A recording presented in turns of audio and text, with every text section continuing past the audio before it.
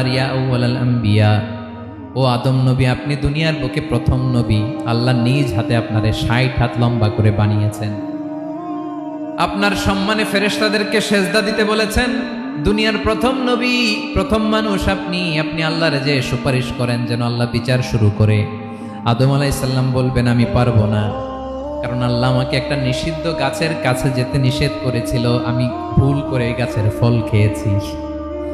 নাফসি নাফসি, আজকে আমার কি হবে আমি জানি না, আমি বড় লজ্জিত। আমারে যদি আল্লাহ জিজ্ঞেস করে কেন খাইছিলাম, আমার কোনো উত্তর নাই। তোমারে বাঁচামো কেমনে আমি?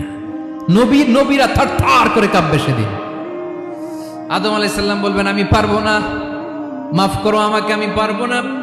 ওই যে ভুল করে গন্ধম খেয়ে ফেলেছি, নিষিদ্ধ গাছের ফল খেয়ে ফেলেছে, আমি বড় লজ্জিত, অনুতপ্ত, আমি পারবো না। আজকে আল্লাহ এত রাগান্বিত হয়েছে, আগে কখনো আল্লাহ এত রাগান্বিত